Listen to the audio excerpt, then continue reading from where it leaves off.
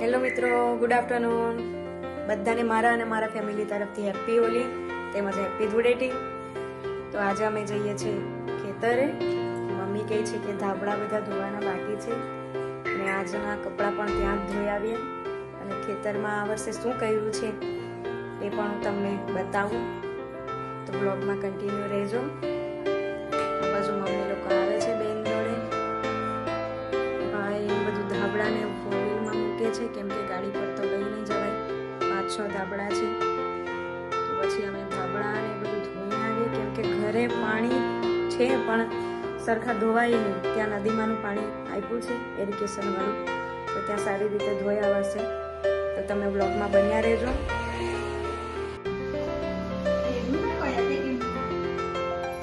બેન પણ અત્યારે જ આવી સિલાઈ કામ કરવા જાય છે ત્યાંથી.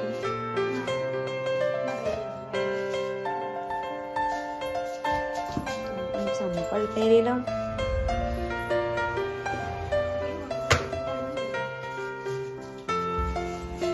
કપડા લઈ લીધા છે.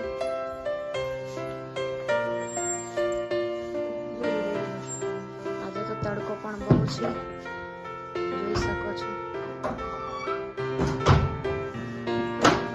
હિંચકાનું કવર પણ લઈ લીધું છે.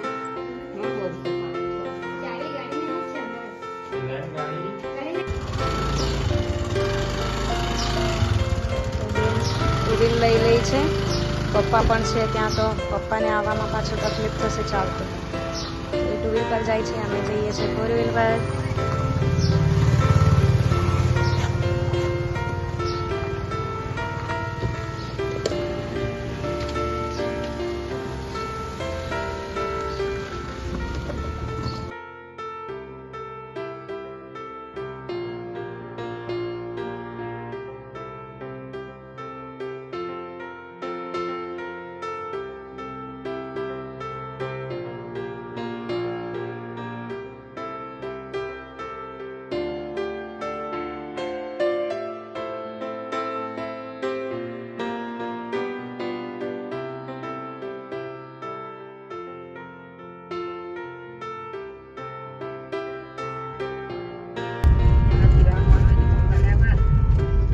જો અમારા કરતા પણ પહેલા પહોંચી ગઈ.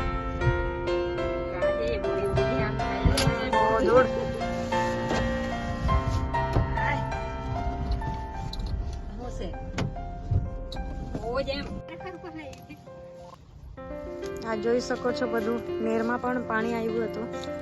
આ બધું પાણી છે. પપ્પા ત્યાં ઉભેલા છે.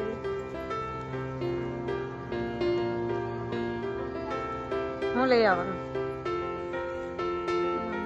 લઈ જતી છે. એને જ પકડાવી દે.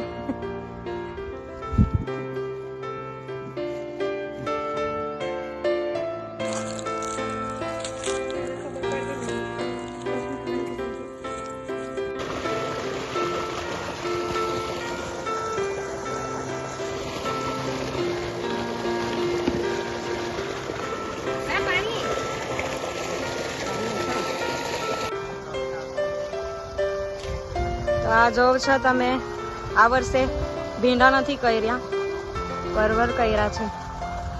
પહેલી વાર કર્યા છે એટલે ખબર નથી પડતી શું કરવાનું. બધાને પૂછીને કરીએ છીએ. દવા છાંટવાનું હોય, કંઈ નિંદામણ કરવાનું હોય તો. આ મોટા પપ્પા લોકોનું ખેતર છે, ભાત કર્યું છે એમણે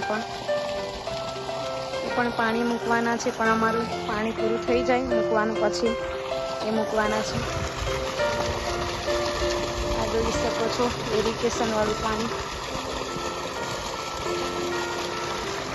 બતાવું છું તમને પરવર કેવા થયા છે. બધું પાણી મુકાઈ ગયું છે એટલે અંદર તો જવાશે નહીં. તમને બતાવું છું આ પરવર લાગેલા છે.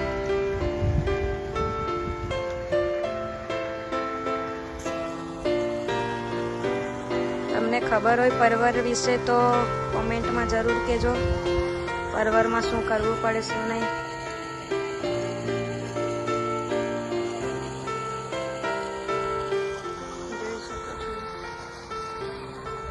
પરવરની પેલી સાઈડ ભાત કર્યું છે એ પણ બતાવીશ હું તમને થોડી વારમાં.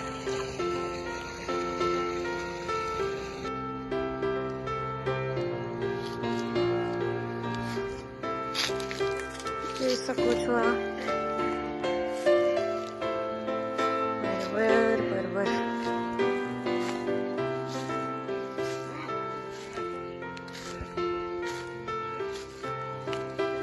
સફાઈ તુવરની બાકી છે.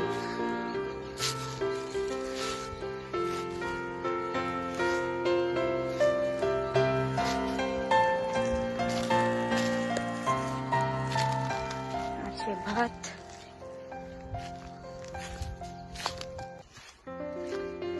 ભાતમાં પાણી મૂકવાની જરૂર પડતી નથી.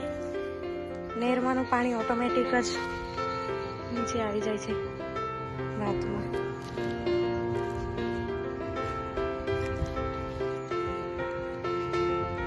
આ બાજુ પાણી આવે છે હજી તો.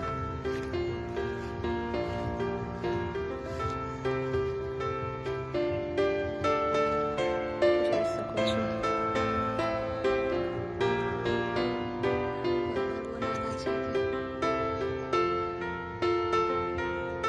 આખો માંડવો ભરાવાનો બાકી છે.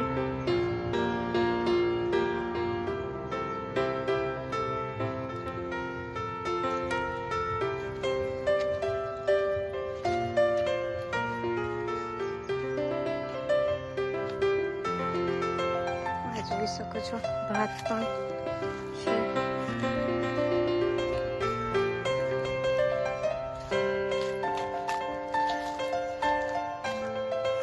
બાજુ પપ્પા છે.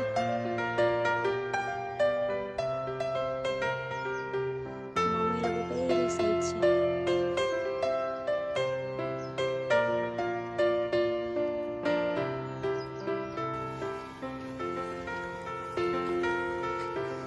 આ જોઈ શકો છો તમે તળ પડી ગયા છે. પાણી મળ્યું નથી ભાતમાં તો.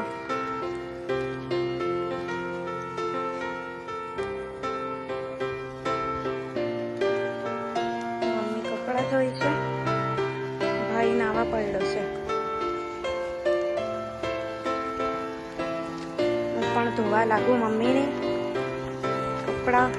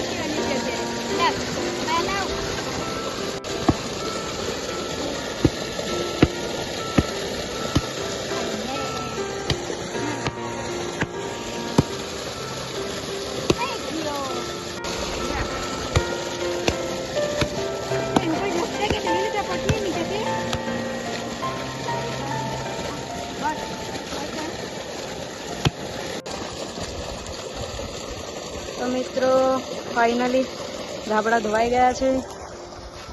મમ્મી લોકો ફોર વ્હીલમાં મૂકવા જતા છે. આમાંથી મમ્મી પણ આવ્યા છે. એમના ખેતરમાં પાણી ચાલુ કર્યું છે હવે. તો અમે હવે ઘરે જઈએ. મિત્રો ફોર વ્હીલમાં બધા ધાબળા મૂકી દીધા છે. ઘરે જઈને સુકાતા નાખશું. મસ્ત ધોવાઈ ગયા પાણીમાં.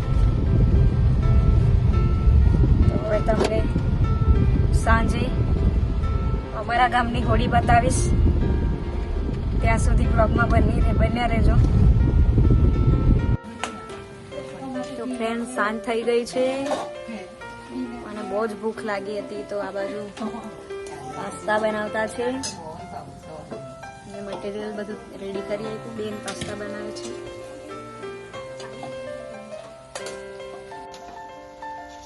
આ બાજુ મમ્મી ઘઉંનો લોટ બાંધે છે પૂરી બનાવવા માટે. આ બાજુ પાસ્તા રેડી થાય છે. આ બાજુ બેન અમ્મુની બેઠી છે.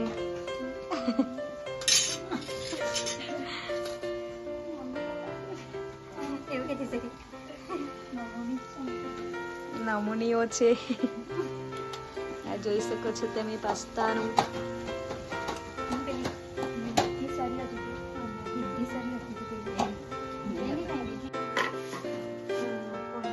તો ફ્રેન્ડ્સ અહીં મમ્મી હોળીમાં જવાની તૈયારી કરી રહી છે. કોપરું અને વાટીને બધું હોળીમાં નાખવા માટે.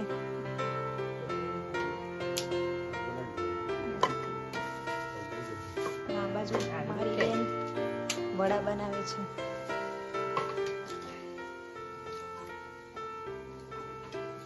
આ બાજુ મેં ચણા શેકી કાઢ્યા. પછી બતાવું તમને હોળી. તો ફ્રેન્ડ અમે હોળીમાં જવા માટે રેડી થઈ ગયા છે. બાજુ મમ્મી સાડી પહેરે છે. આ પણ માથું ઓળીને રેડી છે. પપ્પા બહાર બેઠા છે.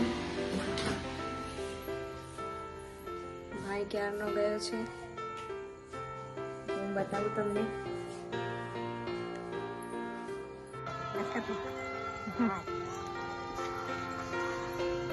તો ફ્રેન્ડ ત્યાં હોળી સળગાવી છે. અમે જઈ રહ્યા છે બધા. નજીકથી હું તમને બતાવું થોડી વારમાં.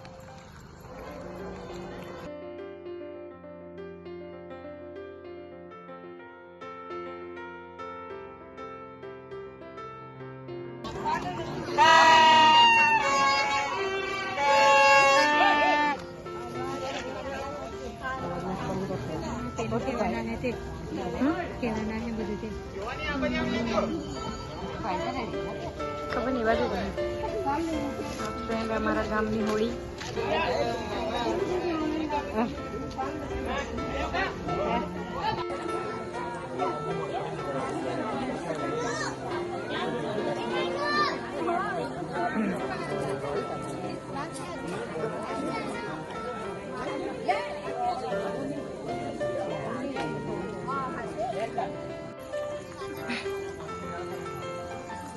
ફ્રેન્ડ્સ અમે ઘરે જઈએ છીએ હવે.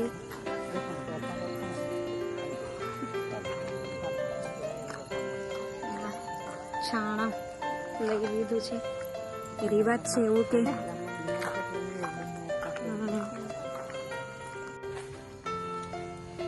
ફ્રેન્ડ્સ અમે ઘરે પણ આવી ગયા.